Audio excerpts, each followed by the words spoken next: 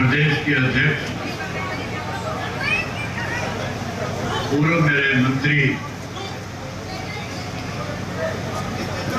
चौधरी रामपाल माजरा जी,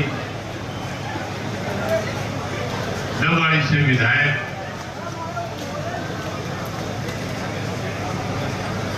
आदित्य देवीलाल जी, जिला के अध्यक्ष श्री सतपाल पहलवान जी, हल्का के अध्यक्ष भाई देवेंद्र जाखड़ जी, प्रदेश कार्यकारिणी के सदस्य जय भगवान पहलवान जी, एससी सेल के जिला के अध्यक्ष मास्टर सुखबीर जी, जिला शहरी अध्यक्ष रामनिवास सैनी जी, जीतराम खन्ना जी, डॉक्टर रविंद्र मलिक जी, प्रदेश की महिला के उपाध्यक्ष नीलम ढिल्लो जी, युवा के जिला के अध्यक्ष अमरजीत सिंह कादयान जी, युवा के हल्का के अध्यक्ष सुनील जी, महिला के जिला के अध्यक्ष सुमन कबलाना जी, सरपंच एसोसिएशन के अध्यक्ष सरपंच प्रीतम हिमायूपुर जी, मंच पे मेरे साथ बैठे हुए पार्टी के प्रदेश, जिला और हल्का स्तर के नेतागण,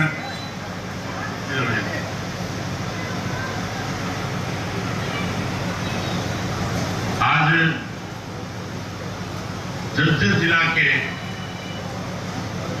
कार्यकर्ता के सम्मेलन में आए हुए झज्जर विधानसभा क्षेत्र के सभी पार्टी के वरिष्ठ कर्मठ मेहनतकश कार्यकर्ता साथियों, माताओं, बहनों, पत्रकार छायाकार दोस्तों,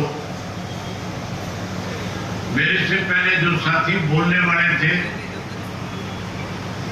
उन्होंने आपके सामने इस प्रदेश में भारतीय जनता पार्टी की सरकार तीसरी बार कैसे बनी, इस एक वर्ष में प्रदेश के हालात किस किस्म के रहे, हमें किन किन दिक्कत और कठिनाइयों से जूझना पड़ा, वहीं उसके साथ साथ चौधरी देवीलाल जी के जन्म दिवस को, जिसे हम सम्मान दिवस के रूप में मनाते हैं, आपको सम्मान दिवस का भी निमंत्रण देने का काम किया। अगर मैं उन्हीं बातों को दोहराऊंगा तो लंबा समय लगेगा। आप भी काफी देर से बैठे हो। मेरा एक और बेरी विधानसभा क्षेत्र के कार्यकर्ताओं के साथ जाकर के मिलना है। साथियों से लगातार हरियाणा प्रदेश के अलग अलग गांव में गया हूं, शहर और कस्बों में लोगों से मिला हूं। मैं और माजरा साहब पिछले एक वर्ष से लगातार कैसे नए सिरे से मजबूत संगठन आपकी पार्टी का खड़ा हो, कैसे बूथ के सतर के ऊपर संगठन की जिम्मेवारी पार्टी के लोगों को दी जाए, इसके लिए एक वर्ष से काम कर रहे थे। और उससे पहले भी मैंने प्रदेश भर में एक परिवर्तन यात्रा निकाली, 4200 किलोमीटर का सफर तय किया था। 6 महीने 11 दिन पैदल चल करके 2000 से ज्यादा गांव, शहर और कस्बों में लोगों से मिला। जब मैं परिवर्तन यात्रा के दौरान लोगों के बीच में गया और जिस भी गांव में रात को पड़ाव था, ठहरता था, जब लोगों से मिलता था, बातचीत करता था, तो गांव के लोग अपने गांव की समस्याएं मेरे सामने रखते थे। कहते थे हमारे गांव में स्कूल है, मास्टर नहीं है। कई गांव की समस्या थी जहां अस्पताल थे, डिस्पेंसरी थी, वहां डॉक्टर नहीं थे, स्टाफ नहीं था। बहुत ऐसे गांव थे जहां पीने का पानी नहीं था, सड़कें टूटी हुई थी। ये सारी समस्याएं बता करके लोग एक बात और कहते थे कि हमने तो भारतीय जनता पार्टी को 2019 में सत्ता से बाहर कर दिया था, लेकिन कुछ ऐसे स्वार्थी लोग एमएलए चुन करके आगे, विधायक बन करके आगे, जिन्होंने दोबारा भारतीय जनता पार्टी को सत्ता में लाने का काम किया, उनका सीधा सीधा इशारा जेजेपी की तरफ होता था। वो सीधा सीधा कहते थे, जो हमारे बीच में आके ये कहते थे हम चौधरी देवीलाल की नीतियों को बढ़ाएंगे, तो ये कहते थे कि 75 पार का नारा देने वाली बीजेपी को जमुना पार छोड़ करके आएंगे। उन लोगों ने हमारे साथ धोखा किया। लोग कहते थे हमने बीजेपी को 40 पे रोक दिया, 50 विपक्ष के बढ़ा करके दे दिए। विपक्ष के लोगों की जिम्मेवारी तो ये बनती थी कि इकट्ठे होकर के प्रदेश में सरकार बना करके लोगों के बीच में लोगों की दिक्कत और कठिनाइयों को सुन करके उसका निवारण करते। लेकिन साथियों, विपक्ष की सरकार बनाने की बजाय अपने स्वार्थ के लिए 10 जेजेपी के एमएलए ने सरकार में शामिल होकर के लगातार 5 वर्ष इस प्रदेश को दोनों हाथों से लूटने का काम किया। अगर विस्तार से चर्चा करूंगा, समय लगेगा। बहुत घोटाले हुए थे। सबसे पहले धान का घोटाला हुआ, उसके बाद शराब का घोटाला हुआ, रजिस्ट्री घोटाला हुआ, जोड़ की खुदाई और सफाई के नाम पे भी पैसे खा लिए। पढ़े लिखे नौजवान बच्चों के फार्म भराकर पेपर लीक करने का घोटाला करके उनसे भी पैसे ऐंठ लिए। सरकारी दवाइयों की खरीद में 450 करोड़ रुपए सत्ता में बैठे लोग ढका गए। लोगों ने मन बना लिया, फैसला कर लिया। हमारे सामने एक बात खुल के और कहते थे कि अब की बार जेजेपी को सबक सिखाएंगे और भाजपा को सत्ता से बाहर करके कांग्रेस की सरकार बनाएंगे। ये आम चर्चा थी कि कांग्रेस की अगली सरकार बनेगी। मैं लोगों के बीच में उस दौरान एक बात कहता था कि आप तो कांग्रेस की सरकार बनाना चाहते हो। ये भूपेंद्र सिंह हुड्डा जो है भाजपा के साथ मिलकर के प्रदेश को कमजोर करना चाहता है। साफ होगी, थोड़े दिन और रुक जाओ। अभी तो इन्होंने चौधरी देवीलाल का पोस्टर हटाया, चौधरी ओम प्रकाश चौटाला का पोस्टर लगाया है। अब कहते हैं चौधरी ओम प्रकाश चौटाला के नाम की राजनीति करेंगे। कहते हैं नहीं कहते हैं आजकल। तुम 25 तारीख की लाखों की संख्या में रोहतक कौन जाना, ये मेरा पोस्टर लेकर के भी तुम्हारे बीच में आ जाएंगे। जहां साथियों इनकी सफाई होगी, वही एक बात आज पूरे प्रदेश में चर्चा का विषय है। अब जब मैं लोगों के बीच में गया, 1 साल से संगठन के लिए लोगों से मिला, मैंने पूछा ये तीसरी बार सरकार कैसे बनी, तो लोग खुल के कह रहे थे कि हुड्डा एंड पार्टी ने कांग्रेस बीजेपी की तीसरी बार सरकार बनाई है, एक षड्यंत्र के तहत बना दी। साथियों, षड्यंत्र कैसे रचा आप इस बात को शायद नहीं जानते। ये बात तो करते हो, इन बाबू बेटा ने मिलकर के भाजपा की तीसरी बार सरकार बनाई है। ये बात चलती है कि नहीं चलती है तुम्हारे यहाँ? ये बात खुल करके लोग करते हैं, लेकिन षड्यंत्र कैसे रचा मैं उसके बारे में आपसे बताना चाहूंगा। साथियों, हम गांव के अंदर सरपंच चुनते हैं और सरपंच का जब चुनाव होता है तो अपना वोट जब डालने जाते हैं, उससे पहले मन में एक फैसला करके जाते हैं कि अच्छा काम करेगा, 5 साल भाईचारा बना करके रखेगा, गांव के अंदर स्वास्थ्य केंद्र बनाएगा, स्कूल अपग्रेड कराएगा, पीने के पानी का बंदोबस्त करेगा, गलियां पक्की कर देगा, आपसी भाईचारा कायम करेगा, हमारे काम होंगे। और अगर सरपंच 5 वर्ष में अपने किए हुए वायदों को पूरा ना करे तो अगली बार उसको घर बैठा देते हैं। बैठा देते हो कि नहीं बैठा देते हो? इसी तरह से विधायक जिसको चुना जाता है उसको उसके बारे में भी लोग 5 साल के बाद जब 5 वर्ष पूरे होने वाले होते हैं फैसला लेते हैं। अब की बार जो कांग्रेस के 30 विधायक थे, एक सर्वे चुनाव से पहले कराया गया। सर्वे मैंने भी कराया था, सर्वे बीजेपी ने कराया, सर्वे कांग्रेस वालों ने कराया। सर्वे की रिपोर्ट में खुल करके एक बात आ रही थी कि कांग्रेस पार्टी ने अगर सिटिंग 30 के 30 एमएलए को टिकट दे दी तो 30 में से 16 हार जाएंगे। 16 के प्रति लोगों के मन में यह फैसला था कि जिस भावना के साथ हमने इनको जिता करके भेजा, इन लोगों ने उस तरह के काम नहीं किए। जब बीजेपी को इस बात का एहसास हुआ कि इनके 16 हार सकते हैं,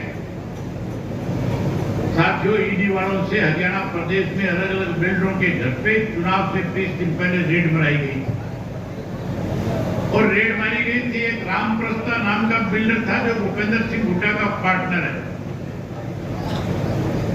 जब उसके घर पे रेड हुई, जो दस्तावेज उसके घर से पकड़े गए, उन दस्तावेज में भूपेंद्र सिंह हुड्डा के परिवार के जो सदस्य हैं वो उसमें पार्टनर पाए गए, हिस्सेदार थे।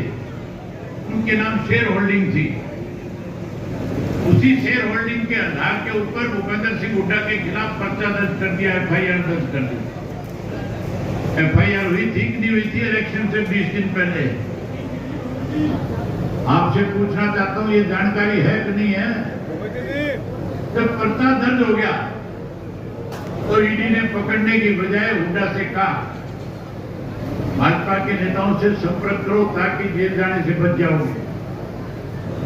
हुड्डा ने भाजपा के नेताओं से संपर्क किया, उनसे पूछा बताओ क्या मदद कर सकता हूं। उन नेताओं ने सीधा इशारा किया, सीधा कहा कि जो 30 तेरे सिटिंग एमएलए इनको टिकट दिलवा दे। अगर टिकट नहीं दिलवाई तो चलते इलेक्शन में उठा करके जेल की सलाखों के पीछे बंद कर देंगे।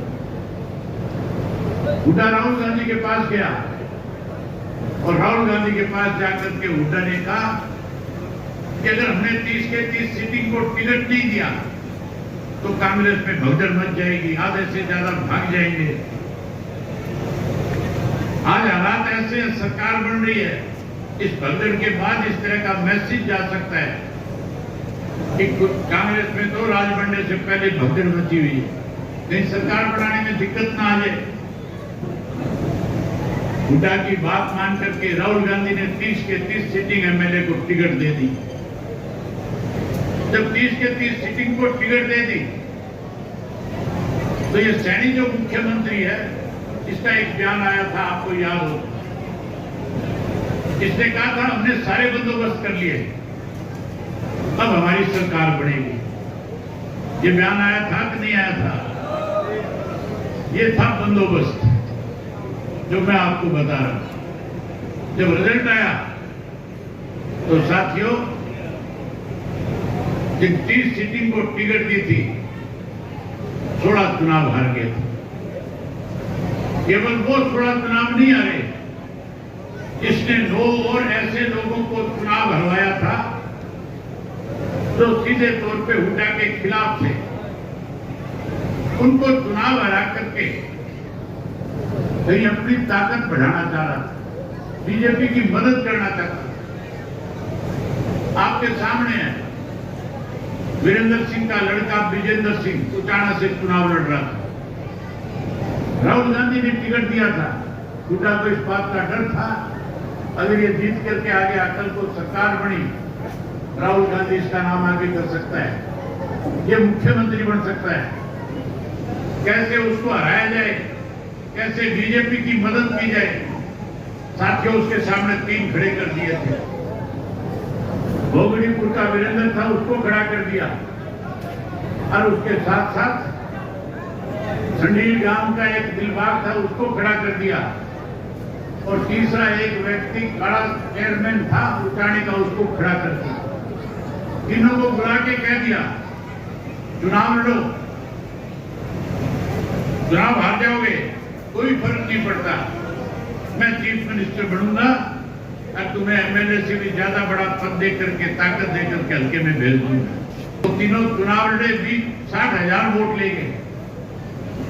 60,000 वोट उनको मिलने के बाद वीरेंद्र का लड़का विजेंद्र जो था 25 वोट से चुनाव हार गया। एक उसकी बात नहीं है, बल्लभगढ़ से शारदा राठौड़ थी जिसके बारे में लोग कहते थे अगर इसको टिकट दे दी वोट मांगने की जरूरत नहीं पड़ेगी।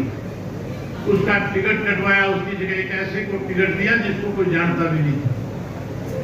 सोना के अंदर एक जितेंद्र भारद्वाज हुड्डा का निंदकी था, उसकी टिकट कट गई थी।